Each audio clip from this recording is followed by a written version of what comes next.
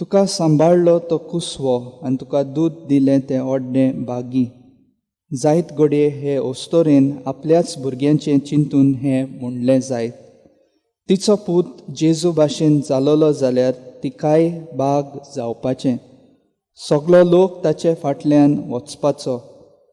जेजू तिचीं उतरां आयकून आपणाचे आवयचे नदर घालता आनी तिचें वर्तेपण दाखोळ कोत्ता. मारिया ओदीक बागी न्हय आपणाक जेजूक जल्माक हाडलो म्हूण, पूण तिणें देवाचें उतर आयकलें आनी मानून घेतलें म्हूण.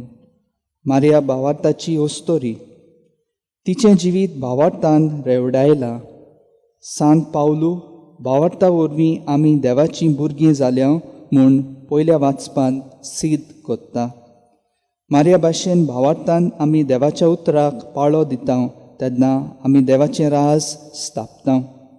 मोगाळ बाप्पा, मारिया भाशेन तुजें उतर आयकूंक आनी जिवितांत पाळूंक आमकां कृपा दी.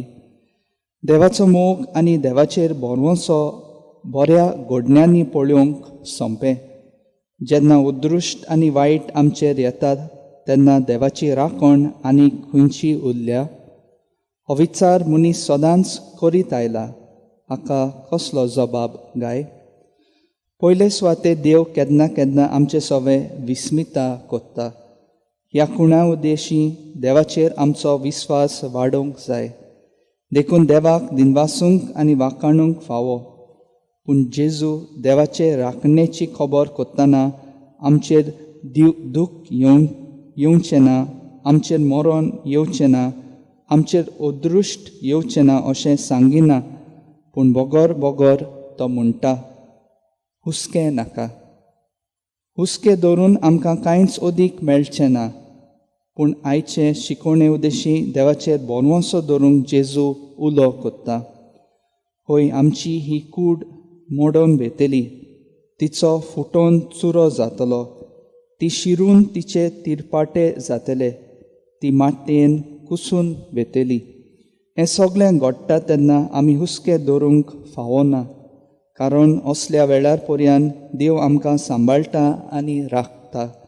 देखून जेजू म्हणटा, तुमचो कुडीचो जीव काडटा तांची भिरांत दवरिनाका. म्हणटच आमची दुस्पोट जाता तेन्ना, आमचेर अदृश्ट येता तेन्ना, आमचेर दुयेंसां येतात तेन्ना देव आमकां सांडिना. तेन्ना आमचें मातयेचें आयदन फुट्टा, पूण एक आत्मीक भांडार देव भायर काडटा. ही आमचो व्हड गिरेस्तकाय. तेंच तें आमचें मुखेल जिवीत. तें देव राखता आनी सांबाळटा. दुसरे सुवातेर आमी दुसऱ्यांचो देवाचेर विस्वास तीर करूं येता. आमच्या मागण्या वरवीं, आमचे बरे देखी वरवीं, आमचे भेटे वरवीं, आमच्या बुजवण्याच्या उतरांनी, येरांक प्रोत्साहनांनी आदार दिवन, दुसऱ्यांक तांच्या प्रार्थनांनी तेंको दिवन ताचो बरवंसो तीर करूंक येता. देव आमची राखण कोत्ता म्हूण आमच्यान दाखोवं येता. थोड्याच वेळार आतां जेजू उंड्या आनी सोऱ्या रुपान आमचे मोदें हाजीर जातलो. ताका शेवून ताचीच कृपा आनी बळ ह्या मिसांतल्यान आमकां सगल्यांक मागुया.